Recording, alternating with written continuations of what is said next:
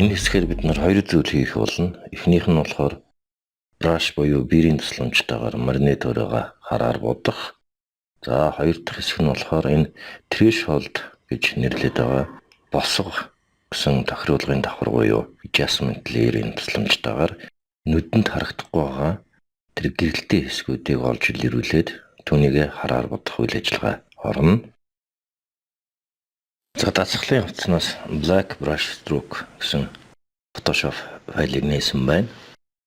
За өмнө хичээл дээр хийсэн энэ биерээр зурсан хэсгээ арилгая. За марки түүл буюу selection сонголтын хэрэглүүрээ дуудъя.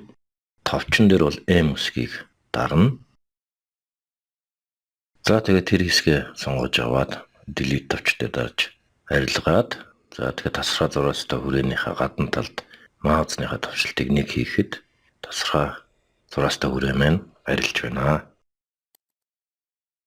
За бид нарын шинээр үүсгэсэн brush work буюу биерийн давхарга маань хэвээрээ үлдээд энэ давхарга дээр байсан өмнө зурсан зураас маань арилсан байна.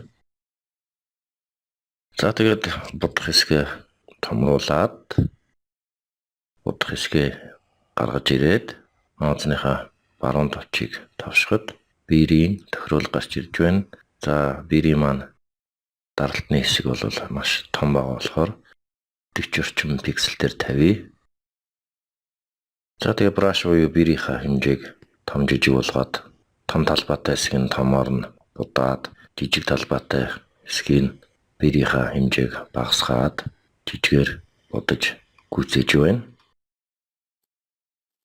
За нарийн хвчлэлтэй нарийн хэсгүүдээ болохоор мэдээж биерийнхээ хэмжээг багаар аваад тэгээд зурна.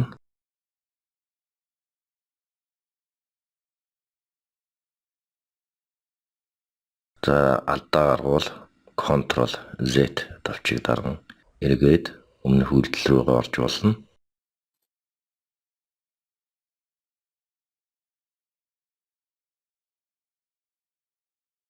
За биерээр шулуун зургийг ивэл Shift товчийг даргангаа маузныхаа клик товчийг дарахад бол биер маань шулуунаар зурагдж байна. За энд болохоор эхний цэгээ маузаар товшилт хийгээд дараа нь яг аль цэгт шулуунаар биерээр зурх уу гэдгээ хоёр дахь цэгээ Shift даргангаа товшно. Ингээд бол шулуун биерийн зураас гарч ирсэн байна. За Ctrl Z товчийг дарж буцаая. За энэ тохиолдолд болохоор тэр шулуун зурсан биерийн зураас маань арилаад өмнөх анх тавьсан товшилт маань хэвээрээ үлдэж байна. Тэгэхээр энэний өмнөх үйлдэл рүү яаж орчих вэ гэсэн асуулт байна. За ингэхийн тулд Windows гэсэн зэснээс History гэсэн командыг дуудъя. За History панел нээгдлээ.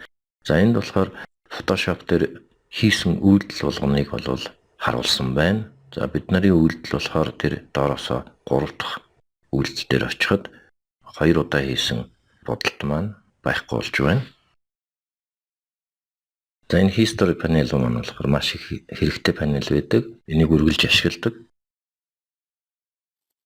За иймэрхүү байдлаар марныхаа туурайг будаад дуусгаж байна.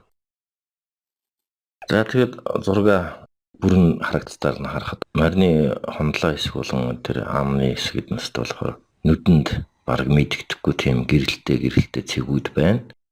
За үүнийг яаж илрүүлж тодорхойлох вэ гэсэн асуулт байна.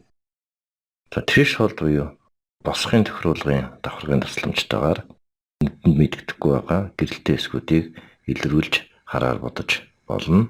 За одоо үнийг үзье. Threshold тохируулгын давхарга маань яаж ажиллахыг үзье. За ингэхийн тулд тэр horse гэсэн давхаргаа үлдээгээд бусдын нуй Alt клик даръя марныхаа зураг дээр. Тэгэхээр марны маань давхарга үлдээд бусд нь нуугдсан байна. За тэгээд layer гэсэн зэснээс new adjustment layer мөрийг нээгээд threshold буюу босгосон командыг дуудъя. Шинээр үүсэх тохируулгын давхаргата тест гэсэн буюу шалгагч гэсэн нэр өгье. За шинэ чанарын буюу properties панел маань нэгдсэн байна. За энэ дээр нэг график байж байна. Энэ гүгчээс баруун тийш хэсэг маань болохоор гэрэлттэй хэсгийг харуулсан. Гүүгчээс зүүн тийш хэсэг нь болохоор одоо хар бараан хэсгүүдийг харуулсан тийм график байж байна. За энэ графикийн тэр x тэнхлэхийн дагуу тав утга нь болохоор 0-оос 255 хүртэл байдаг. За 0 утга нь болохоор хар өнгө, 255 нь болохоор цагаан өнгийг илэрхийлнэ. За энэ графикийг болохоор хистограмм гэж нэрлэдэг.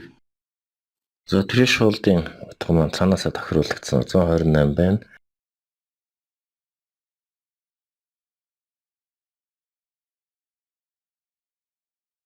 За үүнийг 40 дээр тавья.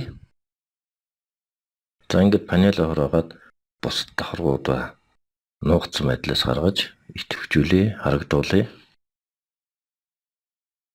За тэгээд тэр тестер гэсэн давхаргын тэр дөрвөлжин ичгрүүлсэн зураг дээр 2 удаа давшилт хийхэд шин чанарын буюу properties панел маань нэгдлээ.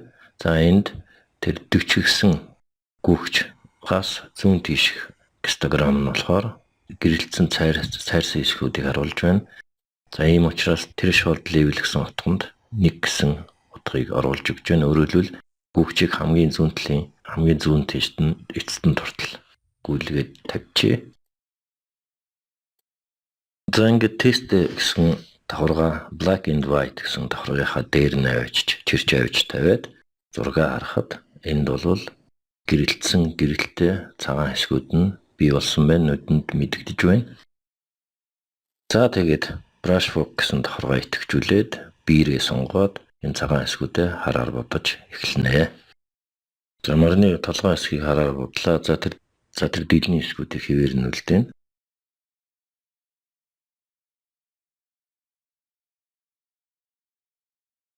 За биерийнхаа хэмжээг томсгоод хандлага хэсгийг бодлаа.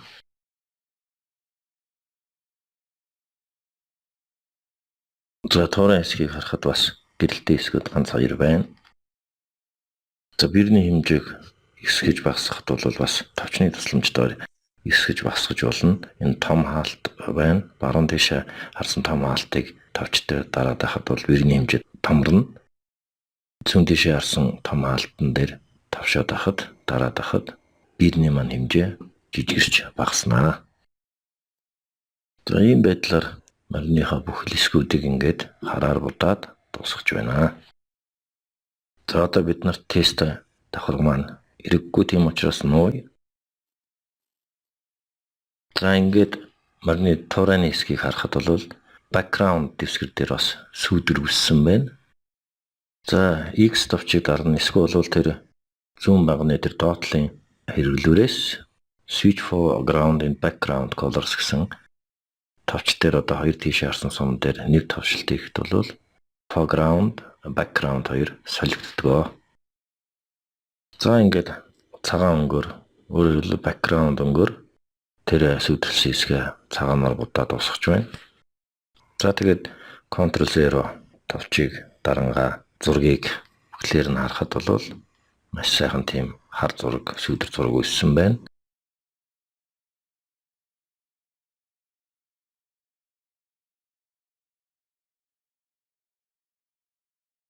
За тестер давхаргыг идэвхжүүлээд түн дээр 2 удаа товшиход properties буюу шин чанарын панел нэгдлээ.